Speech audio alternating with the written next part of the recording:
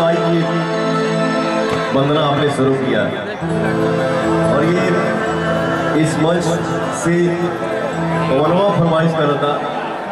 पवनवा के साथे साथे हमारा सब भैया चाचा माई बहन जे भी बैठे हुआ खड़ा बा सब कोई सुने के चाहता।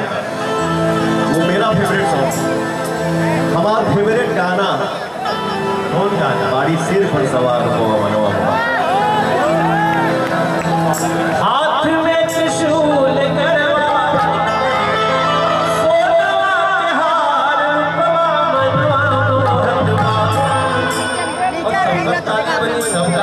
की बाड़ी से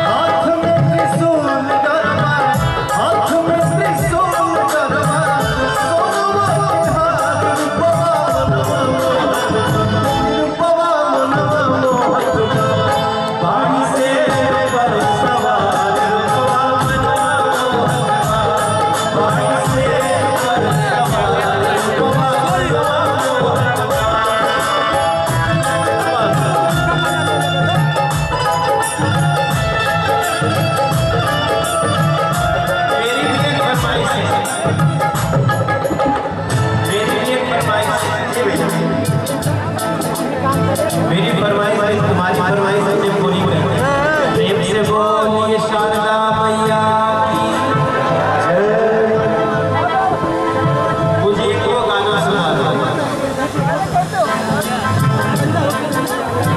सनहिया लगा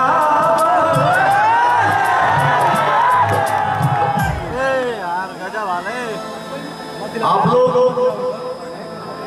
भैया की आवाज पे हम दिल्ली बैठे थे।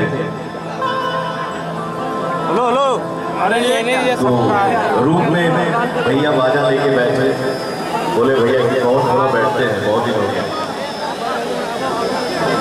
तो इस गाने में जो कमी था वो मेरा भैया सुधारे कि बाबू अगर इस गाने को हम लिखते तो ये लिखते। आज रास्ता में हम गड़िया में सोचा ना होता नहीं कि भैया जी जरूर बोला कि हाँ ये कमी आपने मेरा सुधारा। ये गाना मुझे बहुत पसंद है पवन जी का। भैया सनहिया लगा बहुत बात नहीं तो इन्होंने गाया है गाने में क्या नजरिया चुरावन बहुत बात। तो हम इनके गाने की नजरिया चुरावा तो ये अच्छा बात नहीं थी।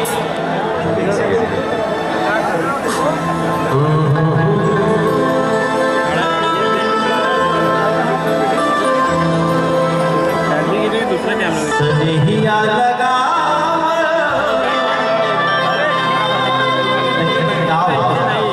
हर सनहिया लगा एक पहले एगो लाइन हम कहे के चाहते हैं। मिला ना खाक में जिंदगी, मिला ना खाक में जिंदगी, जीवन मशहूर हो जाए। मिला ना खाक में जिंदगी, जीवन मशहूर हो जाए। बड़ी जगिया कुर्बानी जमाना लोग भटकाए। सनहिया लगा बहुत बात नहीं, सनहिया निभा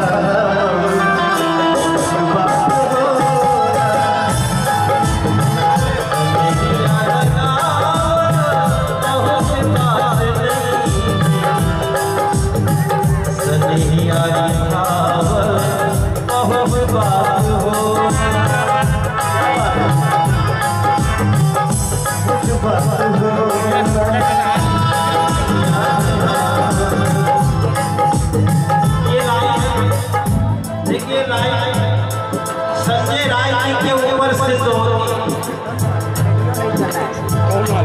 संजय भाई ने कह दिया हर हाथ को काम और हर जेब में दाम। तो कोहल और कैला में बड़ी तपस्या बात। और हमें पता है संजय राय जी ने जो कहा है वो पहले से करके दिखाया। 20,000 लोग ऐसे ही टिकट पाई। इसलिए गाना संजय राय जी के सुपुर्द बाटे। सनहिया लगावल बहुत बात नहीं, आपने स्नेह लगा लिया। सनहिया लगावल बहुत बात नहीं, जोरदार ताली हो जाए।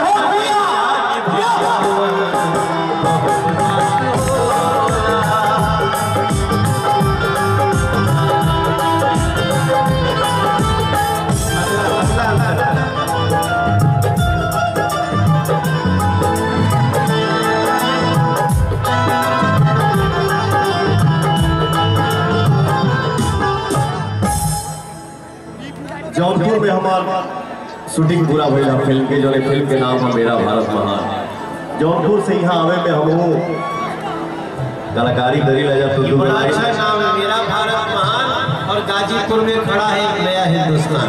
क्या बात।